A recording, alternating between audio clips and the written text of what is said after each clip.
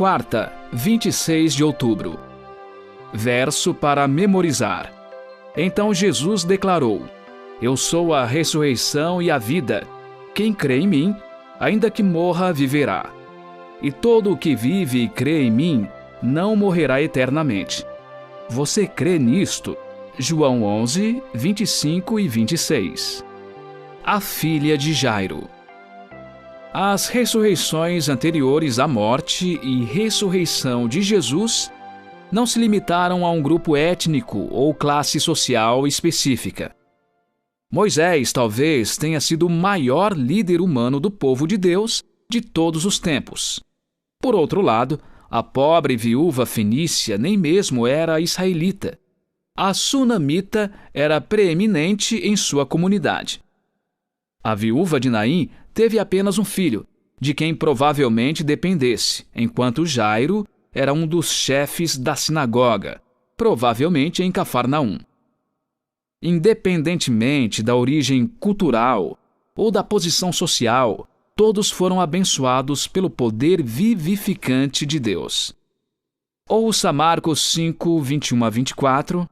Tendo Jesus voltado de barco para o outro lado, reuniu-se em volta dele uma grande multidão, e ele estava junto do mar. Então chegou um dos chefes da sinagoga, chamado Jairo, e vendo-o, prostrou-se aos pés de Jesus, e lhe pediu com insistência: Minha filhinha está morrendo. Venha impor as mãos sobre ela, para que seja salva e viva. Jesus foi com ele. Uma grande multidão seguia Jesus, apertando-o de todos os lados. Marcos 5, 35 a 43.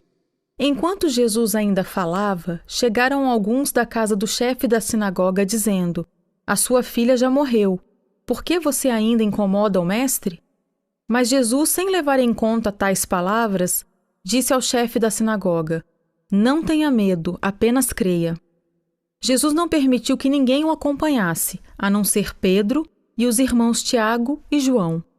Chegando à casa do chefe da sinagoga, Jesus viu o alvoroço, os que choravam e os que pranteavam muito. Ao entrar, disse: Por que vocês estão alvoroçados e chorando? A criança não está morta, mas dorme. E riam-se dele. Mas Jesus, mandando que todos saíssem, levou consigo o pai e a mãe da criança e os que vieram com ele, e entrou onde ela estava. Tomando a criança pela mão, disse: Talitá cumi, que quer dizer: Menina, eu digo a você, levante-se. Imediatamente a menina, que tinha 12 anos, se levantou e começou a andar. Então todos ficaram muito admirados. Mas Jesus ordenou-lhes expressamente que ninguém o soubesse, e mandou que dessem de comer à menina. Pergunta 4. O que aprendemos sobre a morte com as palavras de Cristo: a criança não está morta, mas dorme? A filha de Jairo tinha 12 anos e estava doente em casa, à beira da morte. Então, ele foi a Jesus e implorou que o Senhor fosse à sua casa e impusesse as mãos sobre ela. Mas, antes que chegassem lá, alguém trouxe a notícia: a sua filha já morreu. Por que você ainda incomoda o mestre? Jesus disse ao pai: Não tenha medo, apenas creia.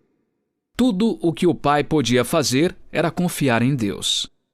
Ao chegar à casa, Jesus disse aos que ali se reuniam: Por que vocês estão alvoroçados e chorando?